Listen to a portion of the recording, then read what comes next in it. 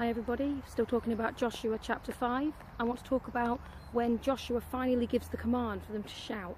It's the 7th day, they've been doing the mundane thing, going back to the camp, and then Joshua suddenly says, now shout, now blow the trumpet, the walls are going to fall, God's going to give you everything in the city, but Rahab and her family, they're to live. They are to remain alive because they hid the spies. Now when we're fighting, when he gives the battle cry, when he says, do it now, do the thing now, you're getting the promise now, it's important to still listen. Don't gloat, don't become so proud and so, oh, God has done this for me, look at me, it's because of me, that you actually stop listening, because it's not because of you. It's not for you. It's for him. It's for his glory. He is Lord, he is magnificent, he is majesty, he is everything. It's all because of him. So listen to him, because there will be things he tells you even then.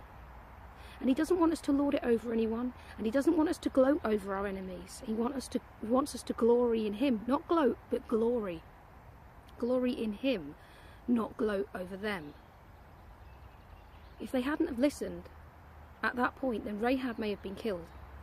And Rahab became the great-great-great-great-great-great-great-great-grandmother of Jesus. God had a plan for her because her heart was right. And this is why I said at the beginning, don't think about you're on your side or their side. Just think about his glory and listening to him, because he sees what's in the heart of people that we don't. And we might think, oh, but they're on that side or they're doing that. God sees what's really happening inside of them. It's important that we listen. The other thing to say about this is that he will keep our commitments for us. You may have promised someone something. You may be worried about something, but we can give these things to God. The spies didn't come to Joseph and say, oh, remember Rahab because we promised. No, Joshua just said it because God remembered it, because God will keep our commitments for us. If we are always wanting and trying to at least work for his glory by listening to him and having him first all the time and being in his army, on his side, for his kingdom to come, wanting what he wants and not our own way.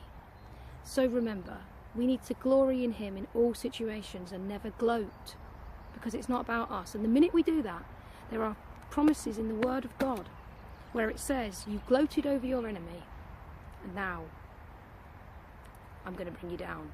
And it may not be in that language, but it literally is in there. It's all through the Old Testament prophets, there are scriptures like that, and in Malachi there is one definite one where it literally says they gloated over me, and God says, and now it's their turn. God looks at our hearts. We want our hearts to be only ever for his glory, not against anybody else. It's important that we remember that, because there may come a day like with Rahab when he says, I'm going to give you all of this, I'm going to do what I've said, but I want you to include them. And they may be just the kind of person that you don't want to include. I mean, I'm sure the Israelites didn't want to keep anybody alive in Jericho. They were the enemy. They wanted to take over the city. But they had to listen to what God said and include Rahab. And a bit later on in these videos, we're going to see just how far that went. Have a good day.